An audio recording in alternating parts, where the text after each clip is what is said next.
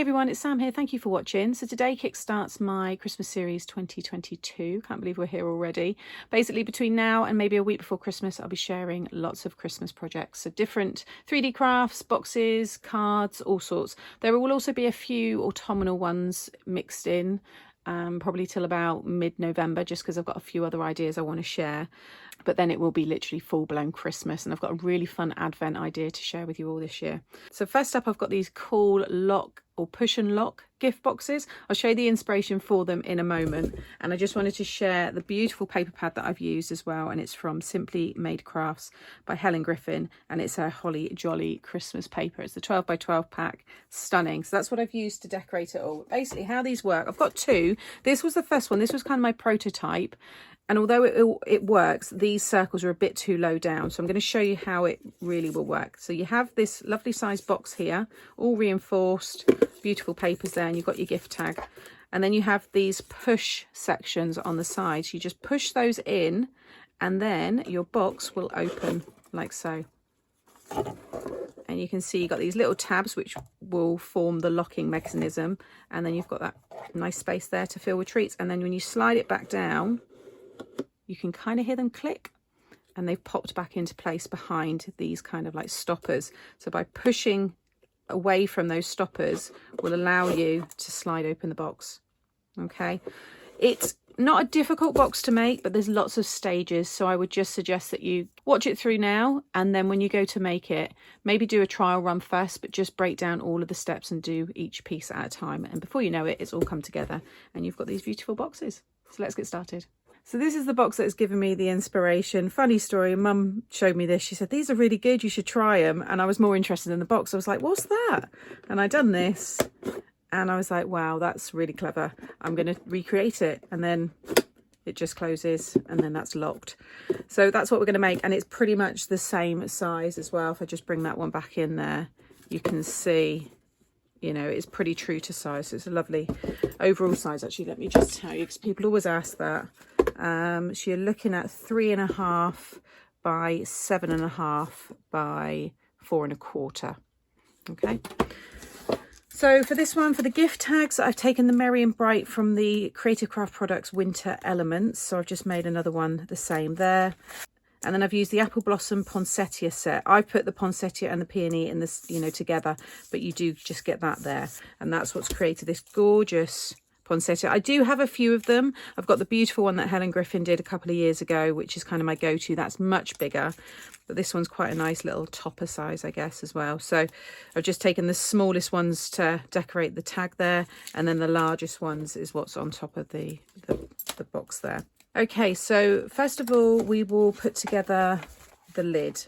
So I've already done one half and stuck the pattern paper on there as well. You'll want two pieces of 11.5 by 8-inch cardstock. Along the 11.5-inch side, you want to score at 7.5 and 11. Rotate it so that 1/2-inch tab is at the top, and you're going to score at 3.5 and 6.25. Okay, you want to do that twice. We're going to fold and burnish and get all this together first. Okay, so first of all, we want to do a little bit of cutting. So if I just bring in this one here, I've already folded this half underneath here, but you'd have another piece there as well. But that's the shape that we want to create. So you want your 1/2-inch tab on the right-hand side, and we're going to cut first along the bottom. So you just want to cut up the two score lines here and here, and then this corner piece, we can remove that completely. Okay, and then you want to just take a wedge off of here and this side. These are just going to reinforce the inside of the lid, and then again I'm just going to take a little bit off of those sides there, then come around this side, and you're going to cut this one here and then remove all of this part. Okay, so now we've got our tab, and then you can just take a little bit off each corner there. Then rotate around this way, and you're going to cut down this score line to the first score line. Okay, like so. And then again, I'm going to take a wedge off of this corner around this corner here. Now, if I flip that back around so you can see this one here, this one I've already popped the pattern paper on. This is going to be the last piece I stick down, so that's going to be the very top with the flower on. So on one of them, cut this with the wedges taken off and then keep it solid. On the other one, you can cut a little bit off of the sides of this as well. It just means it's going to be nice and tidy on the top, and you won't have any of these bits overhanging or kind of sticking out the sides, which sometimes they do. I've then got my pattern paper to go on here and here. You can see where I've stuck them there, and then you'll just want one piece of this size. So if I give you the measurement for this top piece, and this will all go in my blog, so this is 7 1/4 by 3 1/4. Okay, one piece, and then you'll want 2 pieces of 2 1/2 by 7 1/4, and then 2 pieces of 2 1/2 by 3 1/4. So stick your main one on the solid piece that you've not cut into for the top, and then all of those down. Then we can stick the two together. So I'm just going to add just the quick grab glue actually for the tab. So I'm just going to run some glue down there and then just lay this over the top. Okay, so you've got one long piece there. To be honest, you don't have to join them together until after this next step. So we're going to cut the circles now into these pieces. So when you run it through your die machine, you will fold that under, and that width will go through a standard die machine. Now, if you're not using a die, if you don't have a die machine, then what I would suggest is you cut this so it's a square shape. It doesn't have to be a circle. So I've got my little frames there, but what you want to do first of all is cut the main size circle. So this is a 1 inch diameter circle, or around 2.5 centimeters. And as I mentioned at the beginning, so you can see if I just take this one out, you can see there how I've cut it, and the piece is folded up inside here, this piece. Okay, so what we need to do is cut it higher up, not lower down. It still works, like I said, but you can't get your hand all the way across. So if you do want it lower and you can reach your hand round, then fine. But we want it so it literally just, you're able to push it there. So I'm going to fold these under. I don't want to stick them just yet. I want to fold them under, and then I can position this. Now I've cut the frame using a slightly bigger circle die. So this one is just over 1 1/8. So about 3 centimeters. And I popped that with the original circle there, run those through to give me these little frames, which I just thought was quite nice. So I want to take that into account because I want the frame to stick on the pattern paper there. So I'm going to bring it down just a little bit. So I'm probably coming down, by the time the cut line's in, it's about 1/4 inch, I would say, from the very top, from the score line there.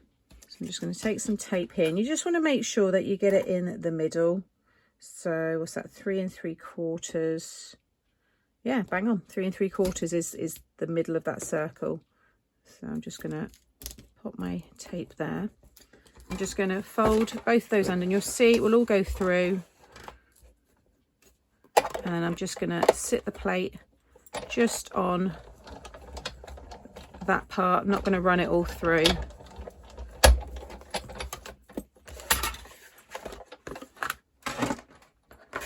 So if I flip it over, you can see there what it's cut. Now I'll probably need to help that a little bit.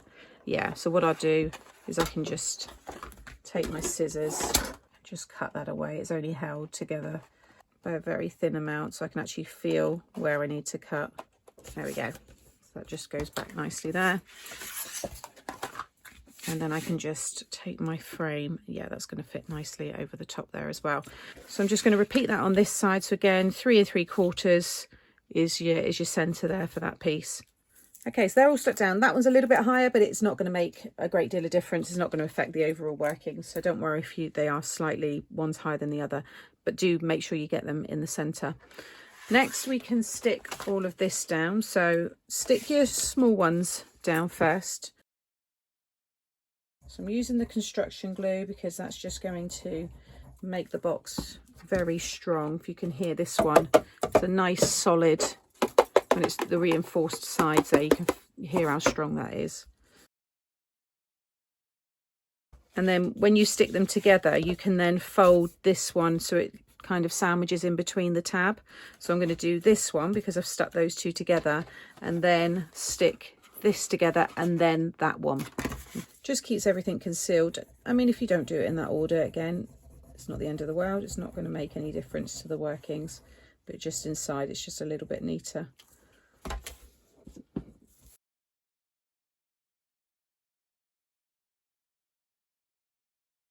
Okay, and then I'm going to pop my glue on the tab here, fold that one over, and then fold this side over. So you still want to keep this tab hanging down, and just make sure that all the score lines line up, and you can fold it all flat. And then whilst that's drying, I can add my glue to this piece and then fold that in. And like I said, that's just going to now go over the top of that tab, so it's just going to secure it. Okay, so you should have something that looks like this.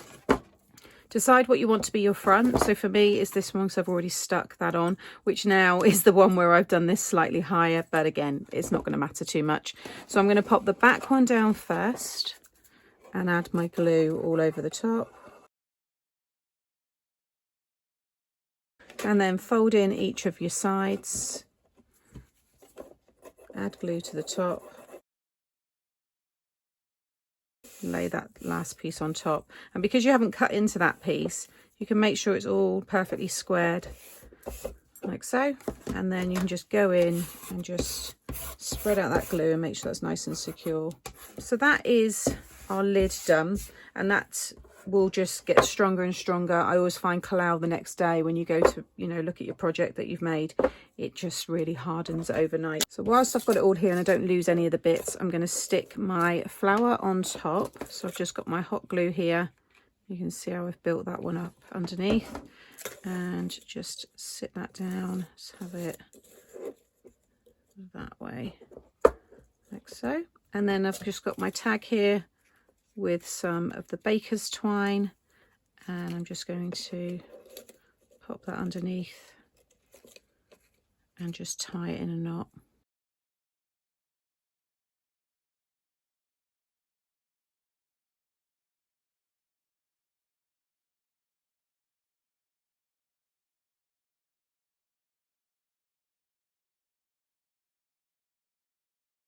Okay, so that's all secured in. I'm going to add little embellishments in the centre of those as well. I've just realised that I've not added it to the flowers. So that is the lid now all ready. Just going to dry. Okay, so next we want to make the base. So I've already again prepared one here. So you're going to want two pieces of 11 3/8 by 7 3/4. Now with this one here, we need to make it a little bit smaller, just shrink it down slightly so it can fit inside the lid. So first of all, along the longer side, you want to just bring it out slightly from the side, not right up to the first marker, just slightly. And another way to do this, what you can do is if you just take a bit of cardstock, fold it in half and just pop it in your scoreboard right up into the corner, and then lay the cardstock down and then take that away, you get the same kind of gap. It's just bringing it in like a 1/16 of an inch. It's that half of a 1/8 of an inch. Pop it down, and you're going to score at 7 1/2. Okay. And then put it back right up into the corner. So just pushed it back in, and you're going to score at 10 7/8. So you'll now have this 1/2 inch tab here. Rotate so that's at the top, and you're going to score at 4 1/4. Okay, and you want to do that on both pieces. So fold and burnish all the score lines, and then we can do some cutting. So with a 1/2 inch tab on the right hand side, you're going to cut up these two score lines to the first score line, like so, and then remove that one completely, and then fold that one up and cut a wedge off the bottom there, and again off of that side. Now you also want to cut a wedge off of just one of these pieces. So again, I'm going to leave that one, and I'm going to take another wedge off of here and here, just like we've done with the lid, but this is the base. So that will be the solid one that I stick down last. And then I'm just going to take a little bit off the edges there. Okay. Then to cover these, you're going to want these pieces here. So I've got 2 pieces of 4 by 7 1/4, and then 2 pieces of 3 1/4 by 4. Okay, so I'm going to get those all stuck down, and then we're going to stick these 2 together. So just run your glue down one of the tabs and just place this one over the top, ensuring that your score lines line up. Don't worry if it's slightly higher at the top here, you can always trim it. And then flip that over, and then you're going to add your glue to this tab here, and then just bring over that whole other half and just sit that over the top, and it should all line up. Again, just make sure it lays flat and give that all a good burnish. Then decide which again you want to be the front, and you're going to lay the back one down first. So for me it's going to be that one, because that's the one that I've just cut a little bit off the sides. So run your glue all over this piece, and then fold the sides down. Again, add your glue. Okay, and then fold that one down. So you'll see again we've got a nice finish, and you've got a nice finish inside. And you can just go in there again and just spread that glue out and make sure it's all secure.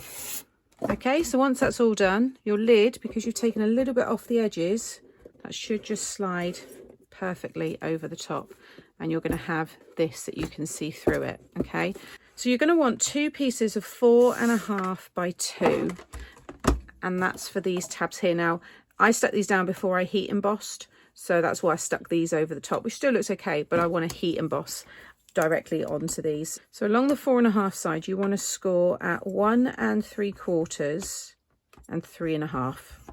Okay, what's going to happen is that's going to fold under to just reinforce, and that will fold, I'll bring this one back in, will fold over here, so it will hang out. You want the reinforcement because it does push it out, just gives it a bit more. And that's the piece that I'm going to heat emboss onto. So what we want to do is you want to mark halfway on your box here. So it's 7 1/2. So it'd be 3 3/4 again. So I'm just going to mark just on the top here with my pencil, just on the top there, so I can see that. And then from that pencil mark, I'm just going to mark 1 inch out. So 1 inch here. It's very lightly, you just need to be able to see it. It's just so we can get this in the middle. And then again there. You've now got 2 inches, so you can sit that now within the pencil marks. You don't even need to rub it out because you're going to cover it all. Okay, so just get that placed. You just want to lightly tack it for the minute. I'm just going to use a little bit of low tack tape just underneath there. Again, just sit that over, kind of just tack that in place. Okay, then pop your lid back on like so, and now you want to just draw around lightly with a pencil there.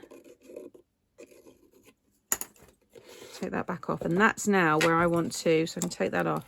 That's where you can stamp or heat emboss, in my case, the push. And that's using my action stamp set here. So I'm taking, you've got all your different words here, all your different action words. So you've got push in a couple of different fonts there. And you want to do this the same on the other side, and do them both. Don't just, you know, use this one and then line it up with your next piece, because your circles on each side will probably be slightly different. So this process, you do want to do it twice. So I'm just going to prepare all this, get that heat set.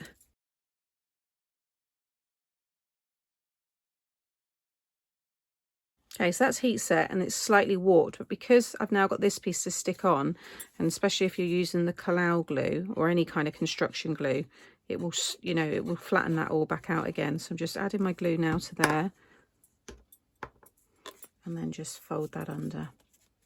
And then I'll just rub that pencil mark out add your glue to this piece and stick that back on there. And then I'm going to do the next one. I don't want to get them confused or the box moves or something, but now I know, and I'll test that in a minute, that that is exactly where I want it to be. So I've got my push all embossed on both sides. You can see they're all in place. Then we want this, which is going to be what you will push against inside. So it kind of supports the lid internally. So this here is 8 3/4 by 3. And along the 8 3/4 side, you want to score at 1/2 inch, 4 3/8 and 8 1/4. And you're going to fold them all so they're mounting folds like this. And then you're going to stick this. So basically what it will do is, if right now, if you push there, you've got nothing to really push against. This will give you something to push against. But because we've taken it in by 3 inches, you've got that 1/4 inch on each side to push in. If that all makes sense. So what I'm going to do is add a little glue along the tab here. And you want to pop that in the middle, inside. I'm just using my bone folder just in there, just to push that right in. Make sure you've got 1/4 inch on each side. I mean, this is optional. If yours works fine and you're happy with it without it, then don't add this piece. But it is just another piece that you can, just to strengthen it all. And then I'm going to add my glue on this side. Now, you're not going to be able to really get under this one. So what I would suggest you do is just fold that right down and kind of let it just fall, and then just flatten it a little bit, as long as you don't flatten that middle fold.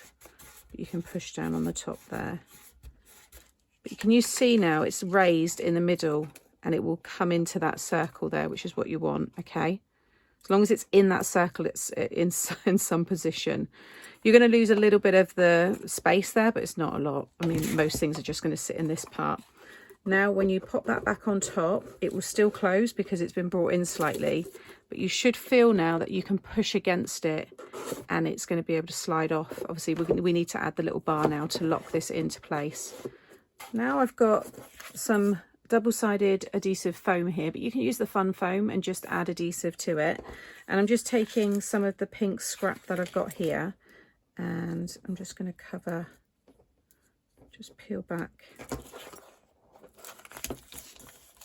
this section here and just cover. I won't need all this, but I'll just pop it all on there and then just trim that away.